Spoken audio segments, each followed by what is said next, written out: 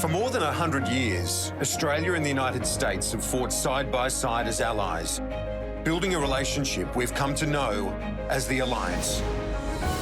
In this series, we'll bring you the complete story of our Pacific partnership. We'll explore the cultural, economic and military ties that bring Canberra closer to Washington and the historic links at the heart of our two democracies. This year marks the 70th anniversary of the ANZUS Treaty, and for many in the Pacific region, it's never been more important. In the last episode of the series, we look to the future of the Alliance and explore both the challenges and opportunities that lie ahead. From strategic priorities to space exploration and climate change, we'll look at whether we can future-proof our relationship when politics, both foreign and domestic, are riddled with uncertainty. That's all to come on the Alliance.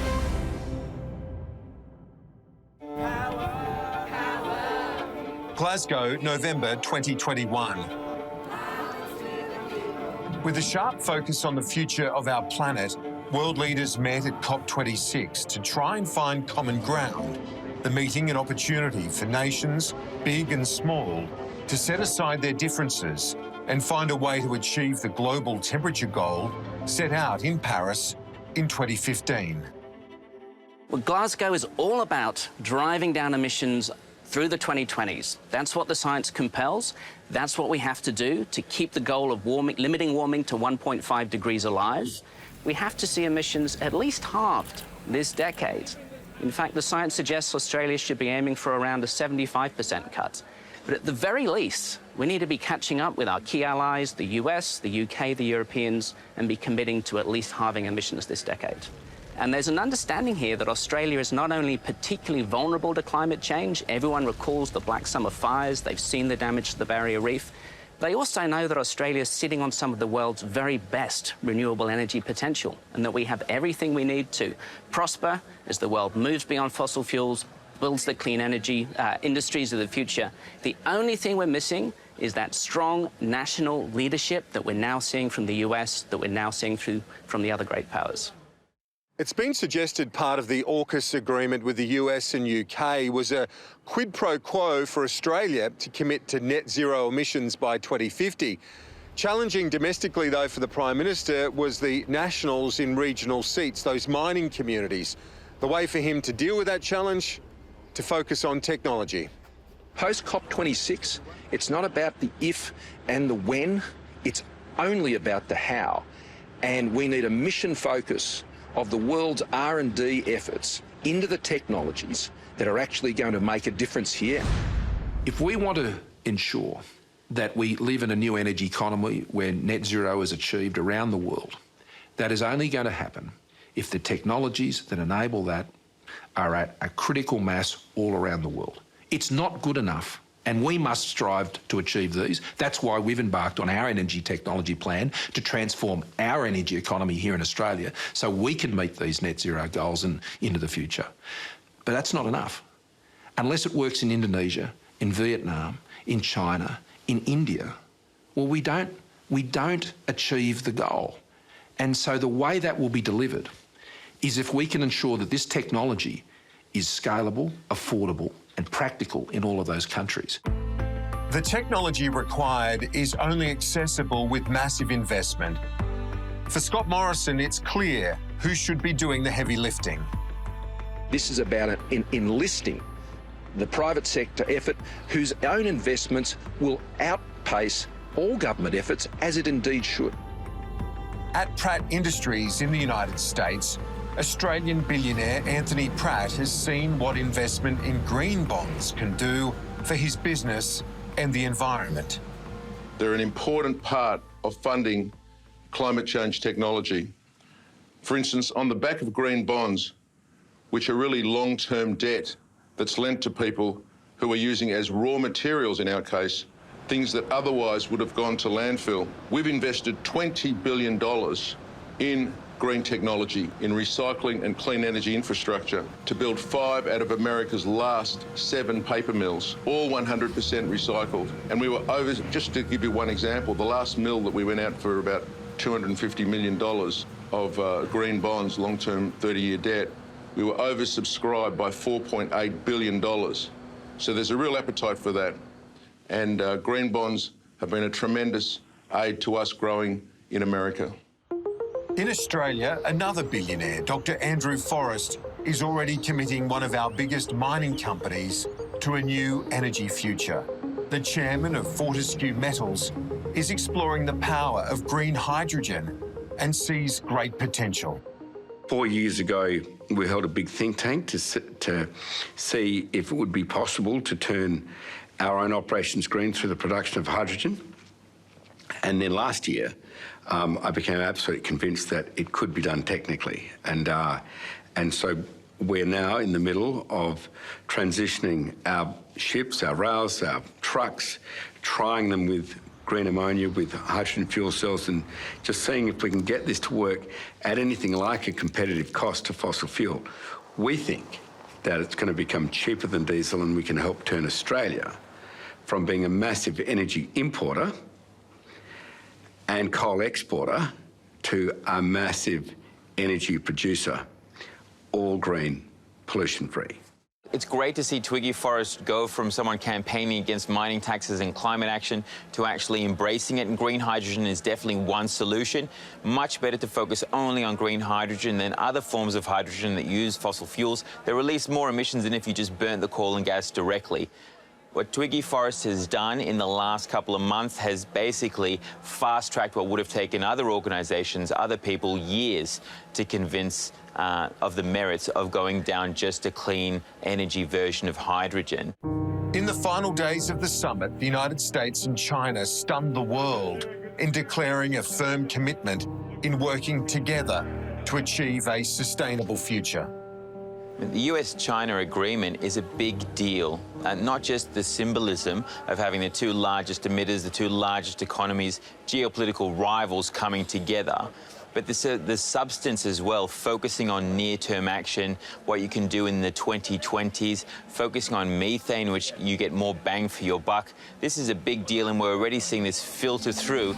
Methane accounts for 1/3 of all carbon emissions, and much of it comes from landfill. While Australia didn't sign up to an official methane target, our country already has the technology to step up to the challenge. The key to reducing emissions is great technology, obviously that's low cost.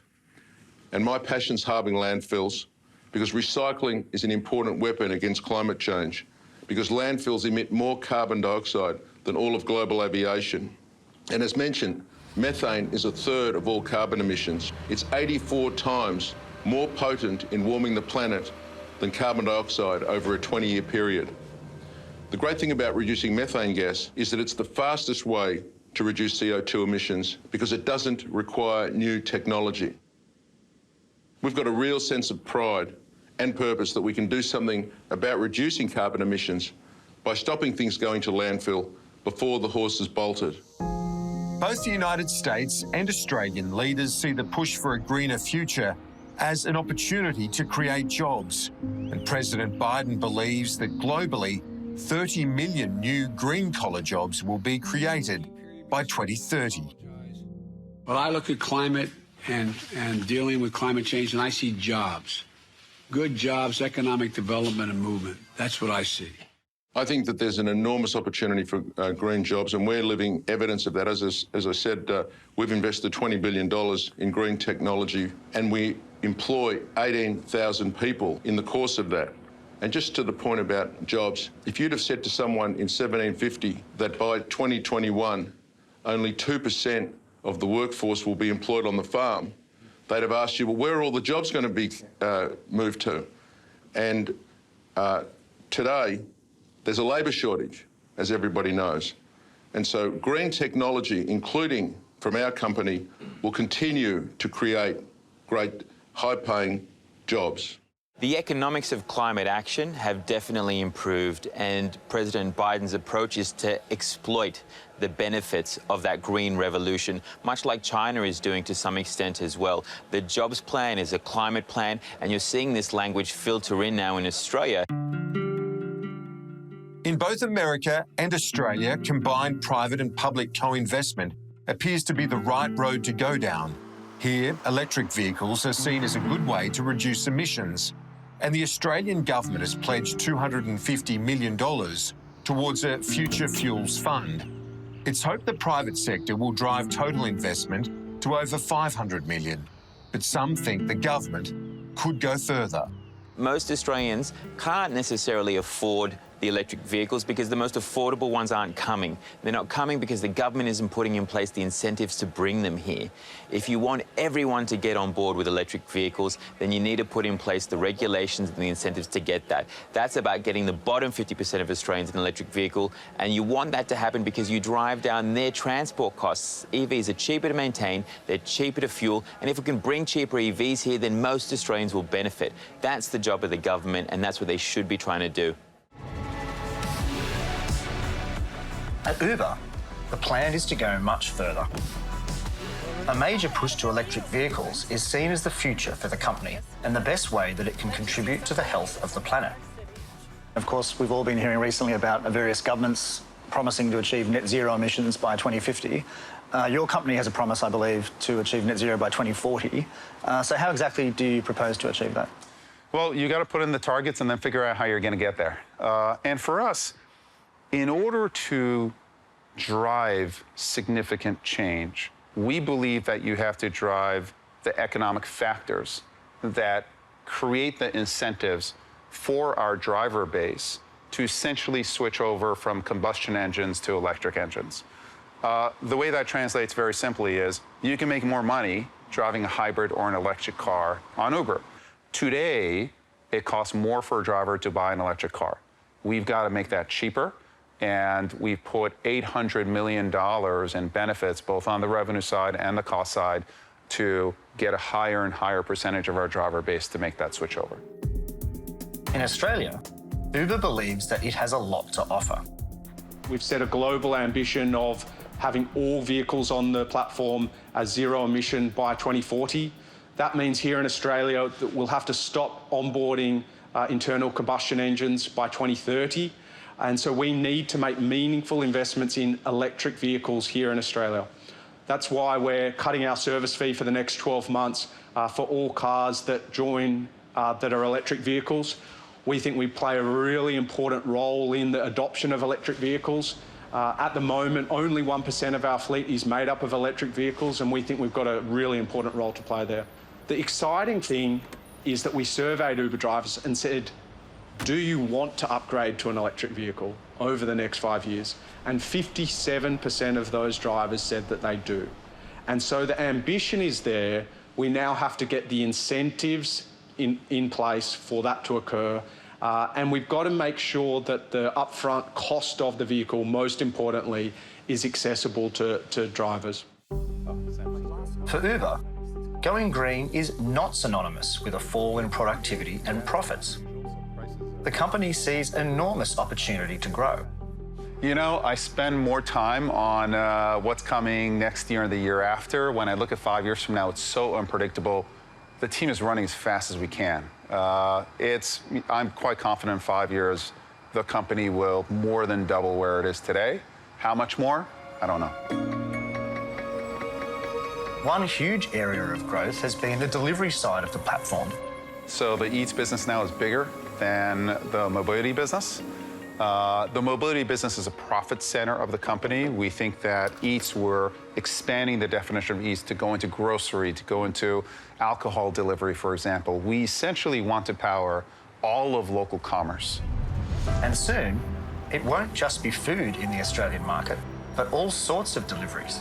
We already have on the Uber Eats platform today the likes of the grocery, convenience, alcohol. Will continue to expand those verticals, but we'll also be offering delivery as a service to retailers as well. And so a great example of that is with Optus. We have a partnership there where you can buy your mobile phone through Optus on their website, but then have an Uber delivery person deliver it in less than an hour. And so it's those types of partnerships both on our app, but also through retailers' own channels that we see really coming into focus and really sort of turbocharging this same hour commerce here in Australia. For delivery partners like Oriol Bruges, getting on his bike is a great way to keep fit, as well as earning a second income. I enjoy Uber Eats a lot. For me, it's become more of a fun thing to do. rather than a job.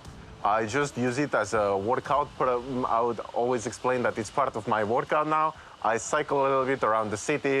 It's just fun to be delivering to a lot of people, as well as exploring the city and the streets.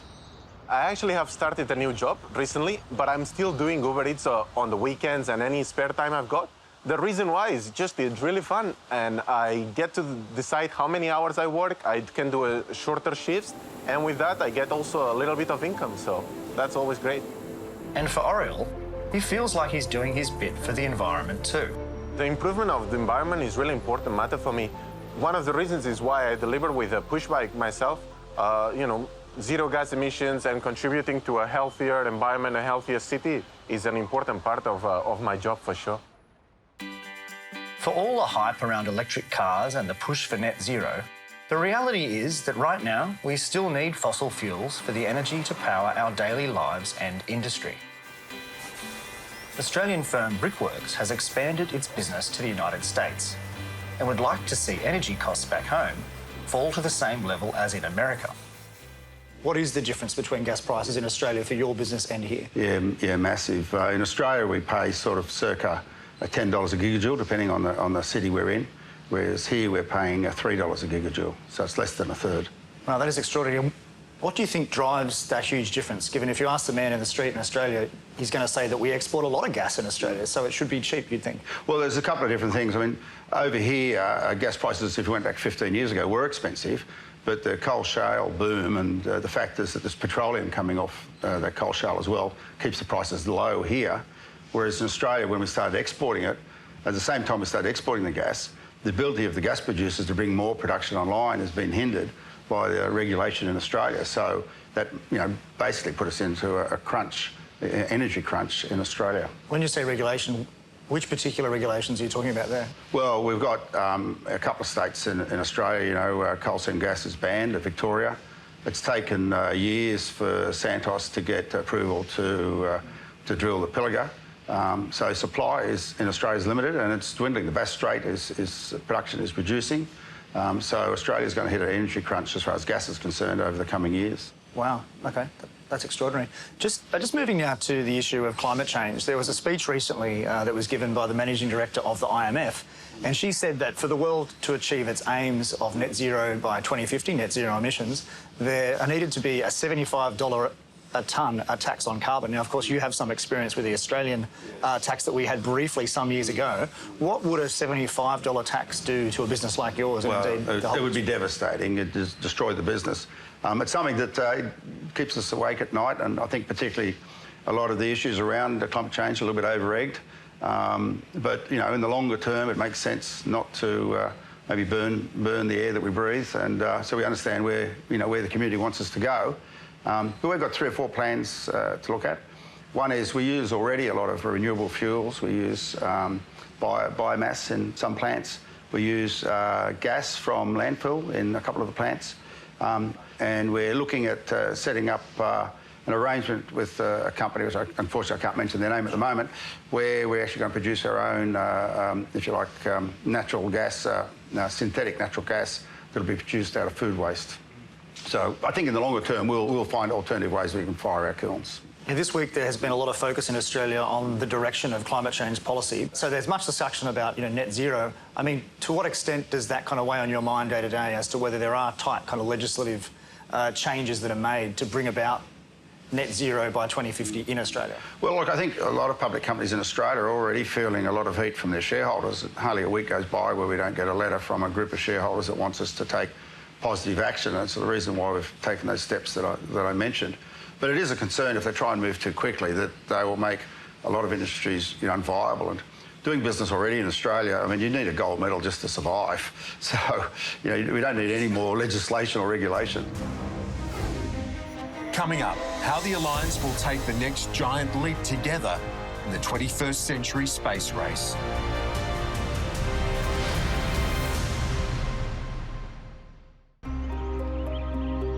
No one wants to see a return to Cold War tensions, and to witness the US and China declaring a commitment to work together on issues like climate change is reassuring.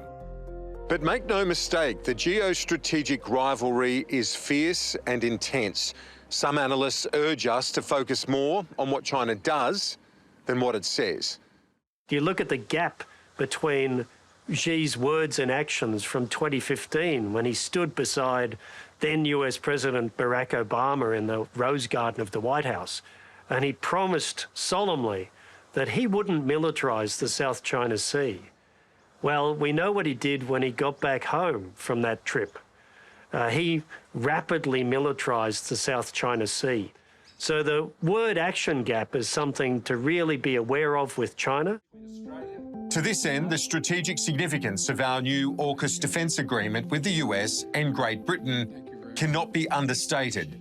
I think AUKUS most recently has been a great example of reversing the strategic momentum in the Indo-Pacific. And up to this point, much of the momentum has been with China and the increasing path of aggression that China's on under its leader Xi. This really starts to reverse that momentum, so it's an extraordinarily welcome development. It's the most significant change in our strategic standing in our region in my lifetime. The reality is that AUKUS is far more than submarines. It's about a new way of the US and Australia working together with the UK. But in terms of Australia, the US, one of the biggest problems I think that we've encountered over many years with the US is there's an innate sense in the US that they can do things by themselves. If they don't absolutely need a partner, they will do it themselves. And that leads to a lot of locked doors, if you like, particularly on capability and on sensitive capability. What the AUKUS agreement does is it opens those doors. You look at the list of key technologies that the three leaders said we were going to use AUKUS to accelerate into the hands of our three militaries: artificial intelligence, cyber, advanced missiles, quantum technology, and everything in the undersea domain. But you look at things like advanced missiles and undersea technologies besides submarines, unmanned underwater vehicles that are powerful weapon systems and powerful sensors themselves already exist, but they're not in the Australian military inventory. They can be and they should be. This partnership will help that. Developing sovereign capability here in Australia is seen as essential, particularly when it comes to missile development and production. That's a critical part of this AUKUS partnership, because right now, Australia doesn't make a single missile in our country to supply our military. And we know the supply chains, whether into the US or into Europe, are extended and they're quite fragile. So that's an area where the test of AUKUS is clear. So where in Australia would make a good site to begin developing this missile production? Well, it can happen in a few different places around some of the munitions production sites, you know, Bendigo, Benalla, Mulwala, and also maybe some of the technology centres, you know, that's places like Sydney and Brisbane. I think we've got to be smart about where and how that's done. But we're not starting from nowhere. You know, I said that Australia doesn't produce a single missile, but we produce elements of missiles like the really effective NATO-evolved Sea Sparrow missile, an anti-ship missile. We can do this quickly if there's political will, and let me tell you, there's the money. Already in the current defence budget, over the next 20 years, there's 100 billion Australian dollars devoted to purchasing different advanced missiles. That's for peacetime. That's not the kind of numbers we'd be talking about if there were a conflict. And with the cancellation of the French attack class submarine means that one growing to $2 billion a year that the Defence Organisation was going to be spending on the French submarine program is available in the early years to be spent on these other compelling capabilities. We're already making a significant contribution in the realm of new technological advances. At Lockheed Martin's Stellar Lab in Melbourne, Dr. Tony Lindsay leads a team in the science of hypersonics. Hypersonics is a lot of fun. So, you know, most aircraft will go subsonic. They'll go below the speed of sound.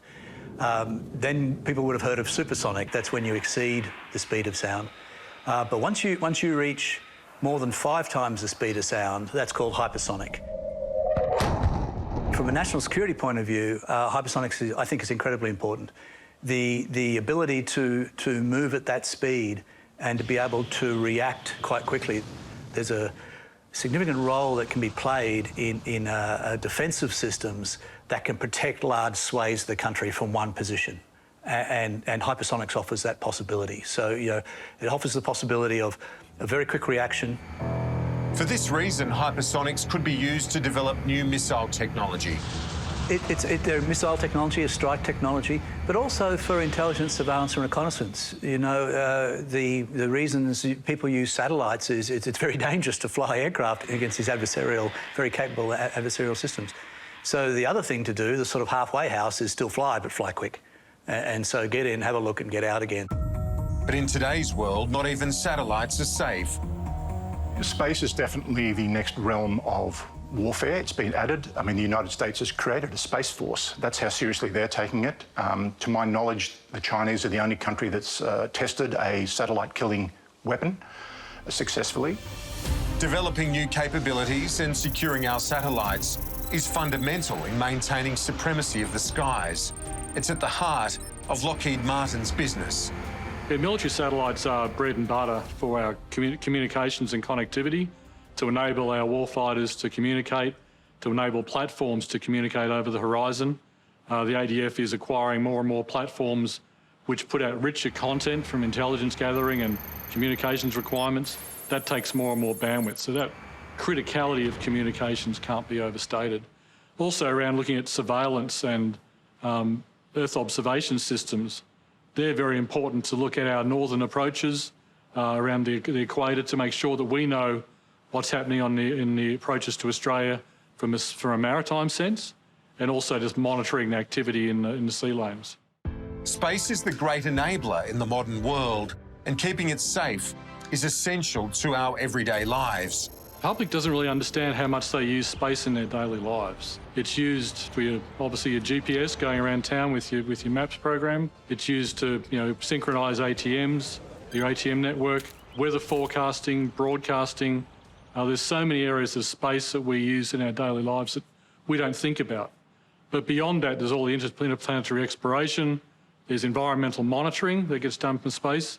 So it really is pervasive and growing in importance and criticality as we get more and more connected as a society. It's here that Australia's close connection with the United States is imperative. We have enjoyed a very fruitful and productive relationship, one based on trust, one based on frank and open communication, an ability to reach out and access each other's industrial base. But, the current environment in which we are in the globe, change is occurring at pace. And what that means is that we need to bring the best of all our partners and all our relationships if we are to meet, that dynamic environment and the challenges that environment is throwing up. Australia has a very important role in space, principally because our geography gives us a view from the southern hemisphere. Our span from east and west coast is a tremendous arc of the sky to observe. But we recently formed a space agency in this country, which was, some may say, a long time coming, but it's established and doing well. That gives us the advantage of being a newer space agency. We can grow without legacy equipment from the 50s and 60s. So we can have a fresh sheet of paper to move ahead. And we've really seen Australian companies emerge in the space sector over the last 3 or 4 years since the establishment of the agency. It's brought a great focus to our industry, and we're very keen to help to support that with our activities here. NASA is already working closely with our newly established space agency, while Australia's contribution might be comparatively smaller, as with many aspects of our alliance, we punch above our weight. I'm excited about the fact that we have recently put together an agreement that will enable Australia to support the campaign to go back to the moon, called Artemis. And Australia's leveraging one of its great strengths, which is the mining and excavation experience, especially in autonomy. And they will be providing a rover to support our in situ resource utilization. That's a fancy way of saying we're going to use what we find on the moon to help do lots of things with it, whether it's extract water for rocket fuel or maybe even use it for building material. So we're going to help mine the moon? Yes, sustainably. But yes, and you know, it's important to realize, of course, when we travel the Earth, you just take for granted you have the air, you have, hopefully you can find some food to eat and so forth. When we go out into space, we have to bring everything. So if we have the opportunity to actually use the resources that we find in a sustainable and safe way, that's going to help us a lot. A signature part of our current space exploration with NASA is the $150 million Moon to Mars program. And this is a program where, through investment by the Australian government, Australian researchers, Australian businesses, will contribute to NASA's mission to the moon and beyond. Of course, this is built upon a backdrop of over 60 years collaborating with NASA on space exploration. And so we have a long history of collaboration with the US, and Moon to Mars is us taking part in the Artemis program with NASA. When can we first expect the first human steps on Mars, and how can Australia help? Very exciting. Actually, the reason we're going to the moon is to prepare ourselves. We have multiple objectives. It's incredibly challenging. Mars is a 6-month trip away. So that means even if you only stayed on the surface for a month, it's over a year. So we're beginning to prepare ourselves for that by having humans stay aboard the space station for a year so that we can ensure that we understand the effects on the human body. We're going to have to do some more work to protect them against radiation. The other thing is you can't continually send cargo vehicles out to support water and air and so forth. So we have to have a fully closed-loop life support system. And again, we're practicing for that. And then, of course, if we want to sustain a human presence, we need infrastructure, things like power and communications, and even things like landing pads, right, to make sure that we can continue to sustain that presence. We're going to practice it all on the moon, and we hope we'll be ready to go in the late 2030s to Mars. That's incredible. So you think we could see people walking on Mars in our lifetime? Absolutely. I believe the first person to set foot on Mars is alive today, and she is in school, and I hope she's listening. Knowledge and skills are crucial for our development and growth in the space sector. Now, we're looking to grow a sector here. We're looking to triple the size of the space sector in Australia, which means we're going to need more people. We're going to need more people that have skills in engineering, skills in maths, but also skills in sort of the softer side, policy, law, arts, design, as well as vocational skills, technicians that can build wiring harnesses, can weld launch vehicles together. And so as part of the civil space strategy, and we're in phase 3 now, the agency is responsible for identifying training priorities for the nation and future workforce plans so we can support the demand we're seeing around the nation.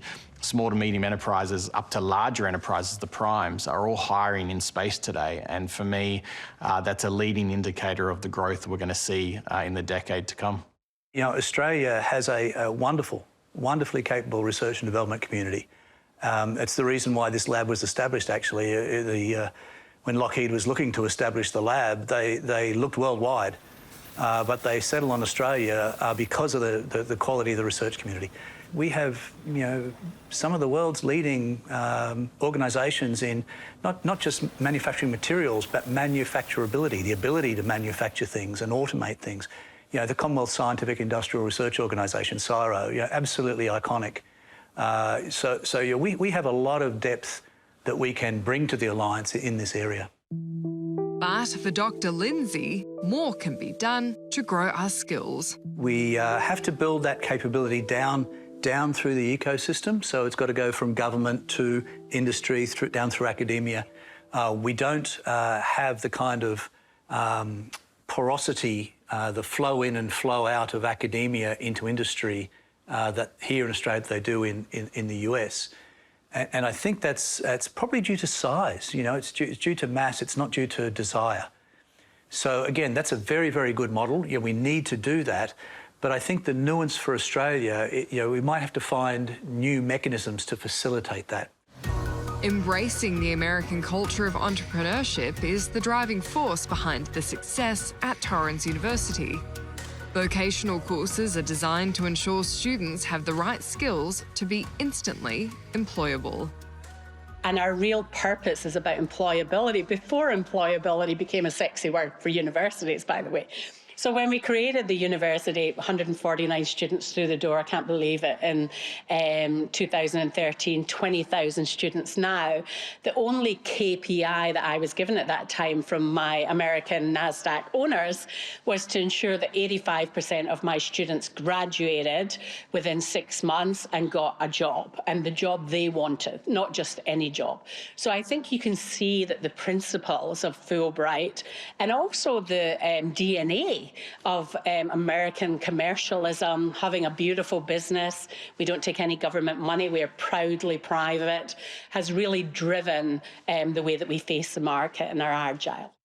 What we've got to do is really teach students not just knowledge and facts, we've got to teach them to work out what is the purpose of that, what do you want to change in the world, and then we've got to teach them how to do it.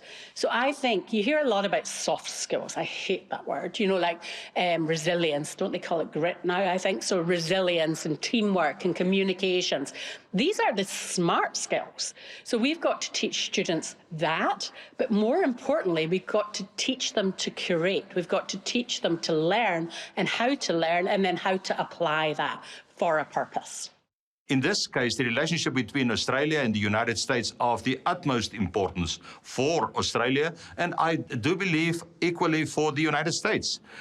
Not only because of the knowledge and the research we bring, but at the same time also the ability that we bring to understand this bigger world better and bring additional knowledge into the process of developing interaction, developing collaboration, developing the political systems of this country, but at the same time developing synergies that will impact the world at large. We actually want to take people who are passionate about learning, no matter where they start on that journey. And we see that the economic mobility and the educational journey as a journey to their end point, not somebody else's. And I also believe that curriculum's not king.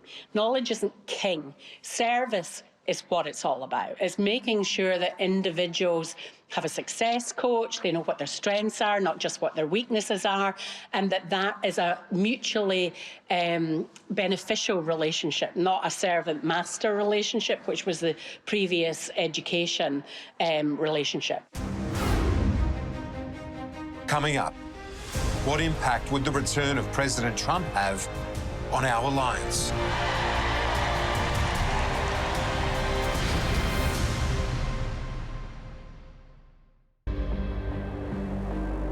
From climate change to strategic dilemmas over Taiwan, the alliance faces many challenges ahead, and many former Australian statesmen have expressed concern that our great ally is losing its edge. The American century, I fear, is now fading into the Asian century, and if the Asian century becomes a Chinese century, we'll be looking at a very, very different future. They have lost a lot of their momentum, and I think that is worrying. I was talking recently to the former head of one of Britain's top intelligence agencies, and the other person I was with said to him, "What keeps you awake at night?"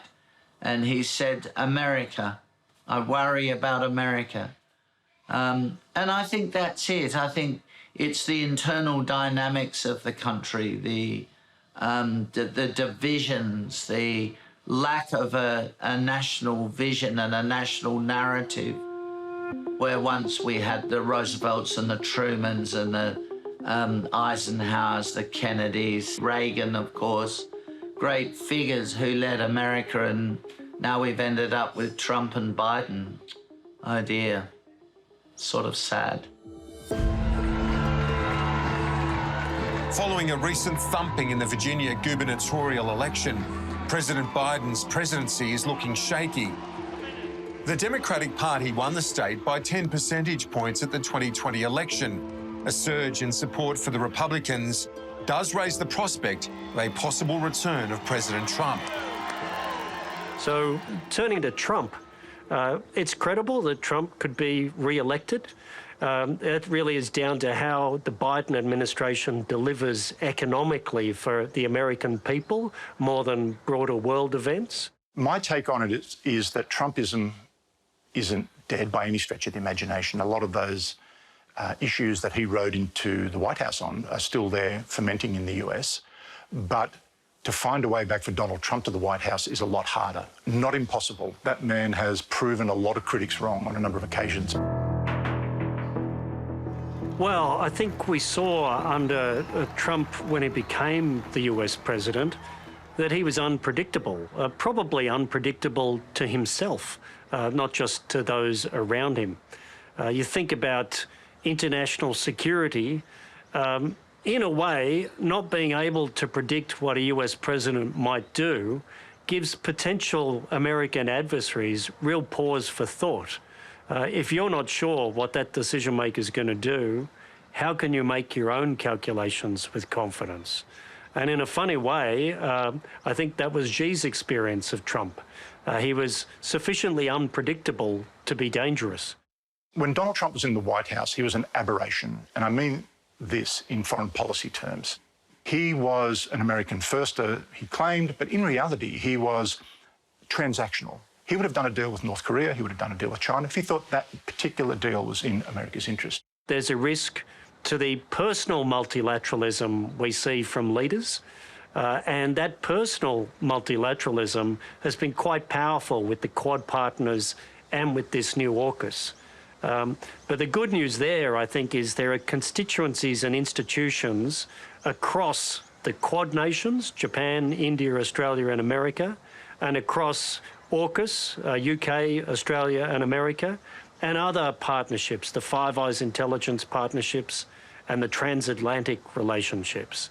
All of those deeper institutions and constituencies really matter, and they really stop individual leaders from doing just what is in their moment.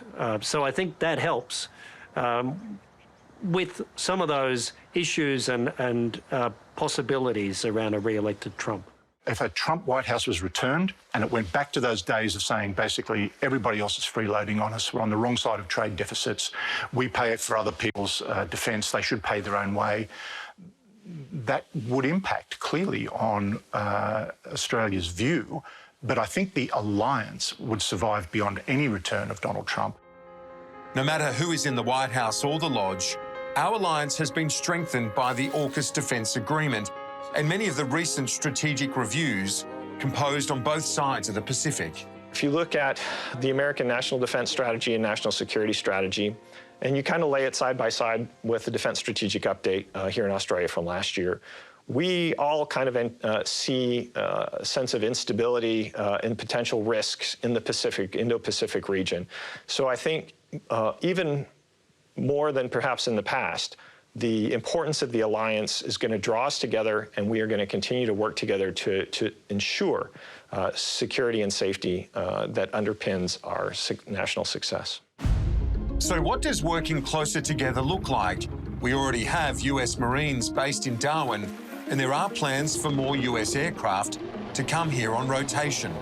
I think we will see a logical extension of something like a carrier capability, at least rotating through Fleet Base West on a more, frequent occurrence. There's a lot of archipelago and a lot of density between Darwin and where you might need to go. I'm not a naval expert. I think there's a demonstration of resolve through the Marine presence in the Darwin area. I don't think it would be considered of military strategic value. Now, what might be more interesting is the Tyndall Air Base and the presence of strategic bombing US strategic bombing capability. So I think it would be, the bombers and the fleet that might be the strategic message around an increased presence.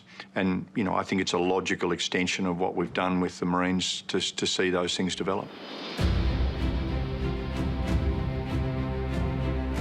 alliance has been in place for 70 years. It'll be in place for many, many, many more years, decades to come. And I can only see it getting stronger. And the reason why I think it needs to get stronger, and it will get stronger, is, as I said, we have aligned values. We have aligned, by and large, aligned goals, particularly in the region. The need for us to be able to all operate as a global community, particularly in the Indo-PACOM region, is important to both nations, along with many other countries, I might add. And it's the ability for us to exchange ideas, frankly, to have the hard discussions when required, but also to share, innovation, to share capabilities, and to look at perhaps other more innovative ways to meet the changing dynamics, the changing threats, but also just the changes that are going on in the global community and the demands for it. The alliance isn't only about national security. Economically, our relationship is likely to grow even stronger. On the economic and trade side, we have a very strong relationship. They're the #1 investor in Australia. I want to expand that relationship, including in areas of science and technology, because they do it very well, and I think we can learn more from it, and we bring good stuff to the table in various areas of science and technology. I want them to come back into the Trans-Pacific Partnership at some stage. That's a big trade agreement in the region. Without them, it's a bit like Hamlet without the prince. From an economic point of view, them being back would maximise the benefits. From a strategic point of view, it would mean that they and like-minded partners are setting the rules and standards in the region. In the meantime, we're getting on with negotiating, we hope, a digital trade agreement with them very soon, probably a regional agreement, because, again, that's about standard setting and rules. So what I foresee is deepening engagement and, where possible, making the economic and trade side as strong as the defence and security side. Well, I think the relationship between Australia and the United States will just get deeper. It will become broader. And importantly, we will see more and more Australians and Americans travelling to each other's countries. As air travel becomes more accessible, more affordable, you're going to see the relationship get deeper and better. And, we enjoy it. It's fun. That makes it, any relationship is going to be more successful if you enjoy each other's company. And Americans and Australians, in the main, really enjoy each other's company.